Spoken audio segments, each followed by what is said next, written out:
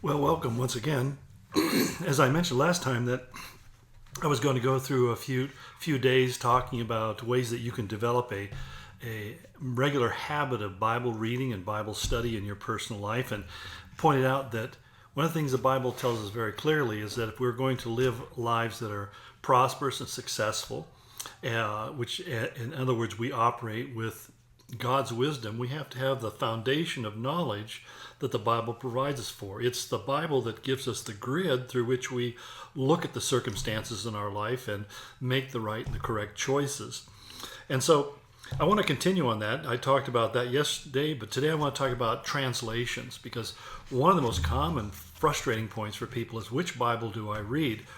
And there are so many various translations, or versions, I should say, out there today, because not all of them are actually translations. But there's so many different versions, it can be overwhelming. And sometimes the best selling or most popular may not be actually the ones that's best suited for you. I think that, first of all, one of the things you have to understand about various versions of the Bible, that they are written for different reading levels. And so, depending on how low or high your reading level is, you're going to find it easier to read some than others. In other words, if you have a relatively moderate, say you read at a seventh grade level or a fifth grade level, probably you'd be best served by reading something like a what we call a dynamic equivalent translation. There's ones like the NIV, which I often read from, and as I read the passages, realizing that it helps the audience to follow the story along, and it's pretty readable and legible and understandable by most people. There's also the New Living Translation, which is a great translation as well. But I would just simply say that part of it is picking up different versions of the Bible. You can actually pull them up online, and they'll have the text in front of you, and you can kind of read a section, say that start with Genesis chapter 1 or John chapter 1, which are both some fairly meaty passages in terms of the message and the doctrine, and see how it reads for you. If it's easy to read and you feel like you are comfortable with it, that may be a good choice for you. Basically, as I said, there are different kinds. We break them into three main categories. One we call word-for-word translations. And these are only word for word to a point, because what you find is different languages have different vocabularies, different rules of grammar. They structure sentences differently. The verb, the nouns, and so forth all may be in a different order than they are in our English language. And so it's impossible to give a perfectly word-for-word translation and still have something that would make sense or be readable to the general reader. But the ones that are really kind of the best ones, I think, foundationally, that I would recommend the King James Version. It is kind of stilted in its language in the sense that the King James style of language is certainly not one that's spoken today. We talk about the these and thous and so forth. But even beyond that, very basic words have taken on different meanings over time. And so that can be a bit of a challenge. And so if you're not comfortable with it, that's fine.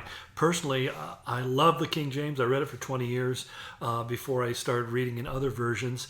And it's a good, solid book. If you're comfortable with it and you read it, it's a reliable translation. That's followed by the New King James Version, which is basically the same idea, but taking some of the updated scholarship and also updated language. So it reads a little bit more like contemporary language. I enjoy that version as well. And then there is my personal favorite, which is a New American Standard Bible, especially the 1995 translation. And it again is very accurate in its word-for-word translation and contemporizing that as well. It's taken advantage of some of the best scholarship available, and a large percentage of pastors who teach through the Bible rely upon or read the New American Standard. And then more recently, there's been the English Standard Version called the ESV. Again, it's a good translation, and I would recommend it to you. I see no problem in reading it. The only value of making that choice is that you kind of want to have a version that is easy to read, and secondly, kind of follows along the teaching or the format that the church that you're going to, whatever scripture they're using, may be the most helpful for you.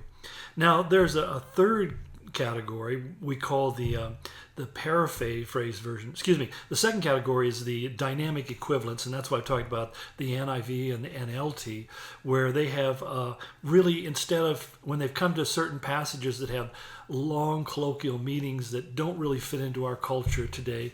For example, the King James refers to some bad guys as being lewd fellows of the baser sort.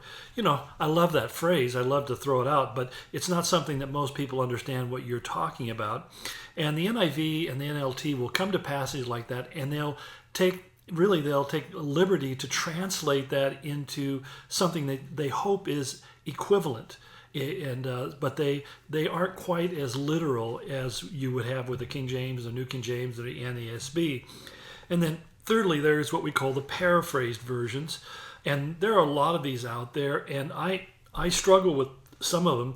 In fact, the one that's most popular today, the Message, is really pretty troubling to me, because the more I learn about the Message, the more I realize that the writer, which was not a committee but just one individual, Eugene Peterson, basically really changed some key passages, and which for one reason has made it the most popular version amongst the LGBT community, because he really downplays what Scripture says about homosexuality and all the rest. And so they like that because they feel like it helps them to avoid having to deal with the hard language that's behind there in the Scriptures. If you want a paraphrase version, some people don't like it very much because it's very wordy, but I think the Amplified is probably the best paraphrase version out there, and I would recommend that to you.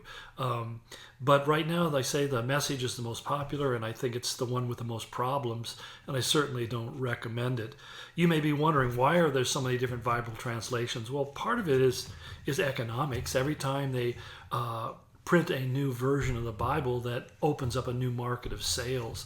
But for the most part, there hasn't been any major improvements in translation since the New American Standard was done back in, especially the updated version was done in 1995, or even the ESV. So it's not so much that there's a necessity to update the language. It hasn't changed that much, but it does seek to reach out to other audiences, to be able to reach a different group of people. And the argument is that it makes it easier or more reachable.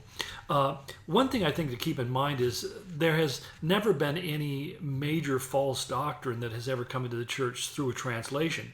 Now, there's an exception to that. There's a couple of mistranslations, like the Jehovah's Witnesses have the New World translation. The Mormons have their Joseph Smith translation of the Bible.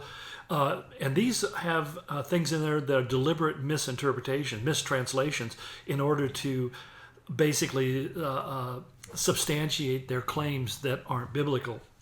And so I would say not all translations are good. And I think that personally, I think the Message comes very close to doing that as well. That it really seems to be intentionally designed by Peterson to reflect his view on same-sex marriage and homosexuality, which he really has kind of I would say has taken kind of an unclear position. He's passed from the scene now, but nonetheless, I don't think it's really a book that I would recommend. So anyway, so if you're looking for a Bible, I would say start off by looking at different ones and seeing ones that are easy enough for you to read at your reading level. And then go ahead and begin to commit to reading that. But I would say that if you're going to look for a paraphrased version, the only one that I really feel comfortable with is the Amplified, because it doesn't change the meaning. What it does is it tends to explode the meaning. It was translated by the same people, the Lockman Foundation, who did the NASB and the Amplified. Paraphrases tend to have one major problem to them. They're usually a single person doing the translation, whereas the other versions have committees that work together, and you get a more objective approach to the Scripture. So anyway, that's kind of a quick summary of my views on various translations, and I think that in your decision to begin to start reading the Bible every day, this is a good place to start. So God bless you, and hang in there as we getting close to 2 months in this shutdown, and you and I both are pretty tired of this. So God bless you.